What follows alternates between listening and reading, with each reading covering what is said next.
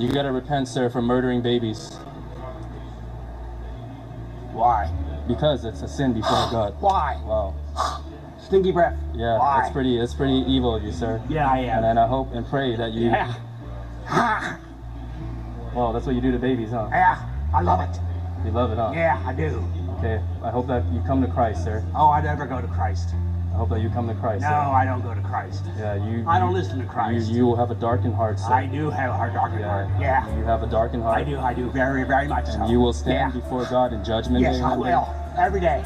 You will stand before God in judgment. Yes, I will. Every day. All of the babies that you I have love it. killed. I love it. Yeah, keep tearing the babies Yeah, apart. I will. Keep tearing the babies I apart.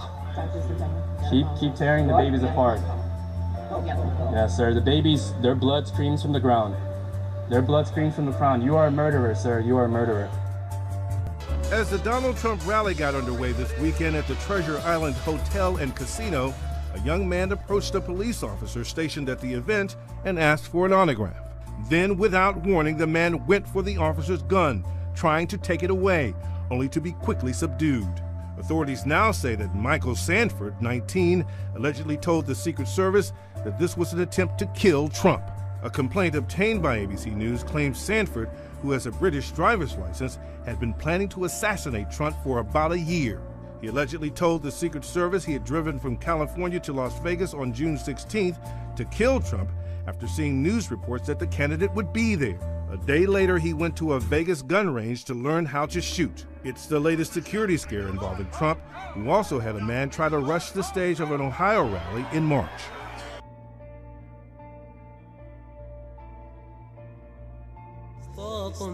ISIS propaganda videos like this one show men accused of having sex with other men executed in typically barbaric fashion.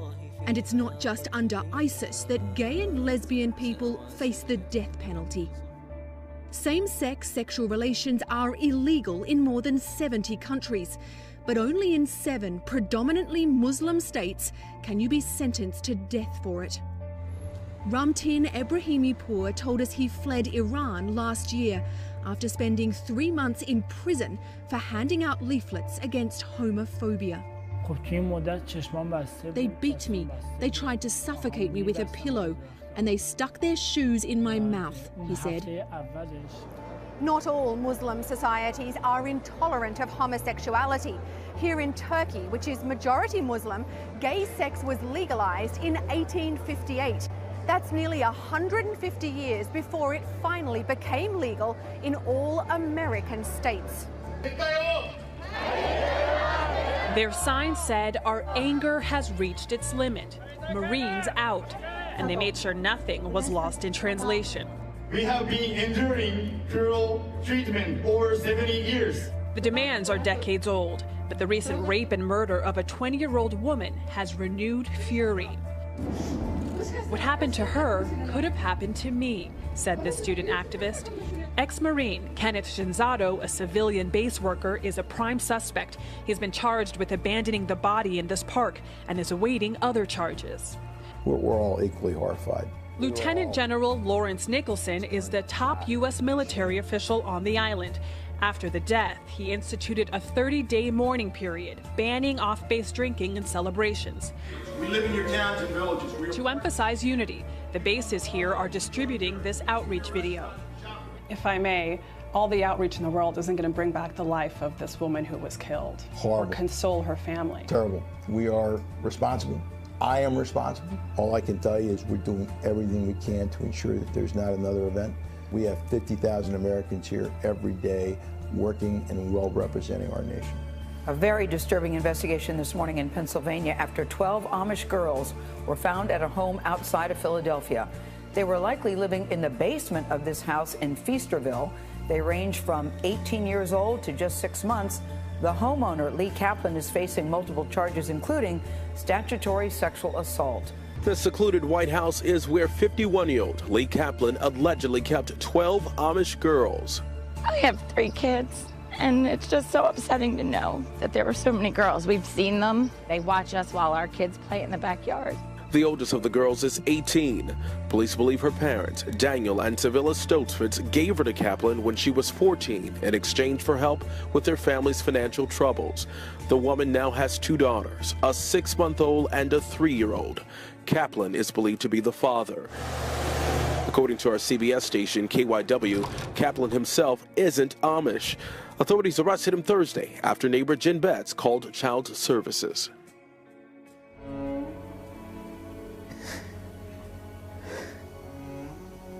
With his voice quivering and tears filling his eyes, Mushtaq Faisal said he had no choice but to leave Pakistan. My life is full of challenges. Muslim neighbors accused the young Christian of tearing pages from the Quran, so they wanted his family killed. I was so scared. I told them I would never do anything like that to their holy book, but they didn't believe me. Fearing for their lives, Faisal took his wife Samina, son Joshua, and fled to Thailand with hopes of starting a new life free from Islamic death threats. The moment we arrived in Thailand, I submitted our asylum application with the UN. But 6 months after arriving in country, Faisal still had not heard back from the UN's agency responsible for protecting refugees. And with the family's 3-month tourist visa expired, the Thai government sent immigration police after them. I was not at home when the Thai police came to our apartment. My wife told them she was a heart patient and that they should not arrest her, but they didn't listen. Under Thai law, any refugee who overstays their tourist visa is illegally in country. The arrested, like Samina, are taken in caged vans to an immigration detention center, or IDC. She was okay for the first 3 days, but then she got very ill on December 20th. Faisal pleaded with the UN to help his sick wife. I kept asking, I kept crying, but they did not listen to me. He begged detention guards to give her heart medications. I told him that if you don't do anything, she will die. The name Jesus Christ. Wilson Chowdhury, a Christian human rights advocate, tried to intervene, but wasn't too hopeful based on past experience. What we found is that the wardens meant to be protecting these detainees, deny them access to healthcare and medicines. His group and others obtained images showing inhumane conditions inside the IDC facility, including of men chained like dogs. The stench as you walk in is overpowering. The toilets, there are 2 toilets to serve over 200 people. And in some cases, 200 people crammed in rooms that barely fit 100. So they're sleeping one on top of each other, or they'll be sleeping crouching or standing up. On December 30th, 2015, the UN finally responded to Faisal, but with news that his wife Samina had died.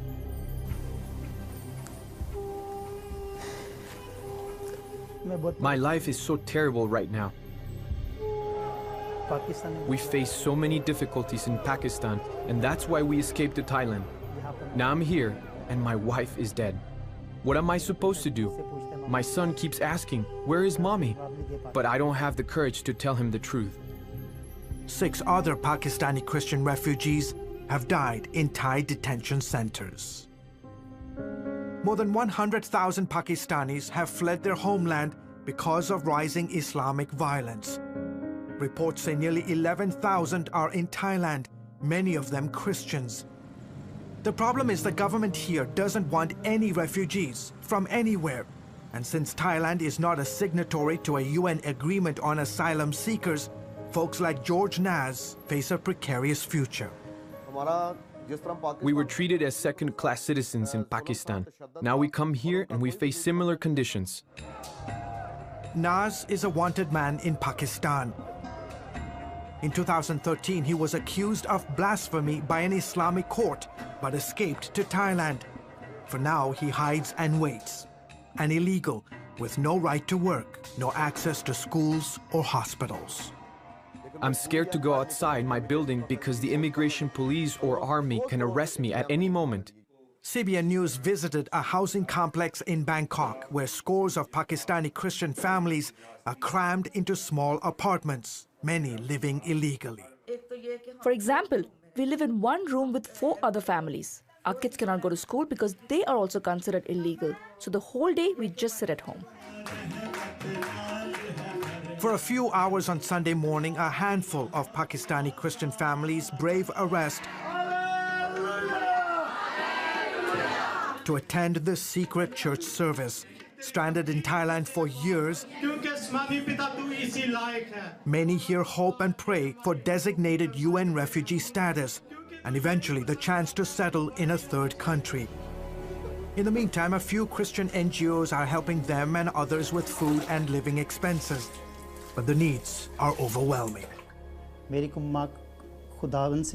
For now, though, Faisal clings to the one thing he knows will bring comfort.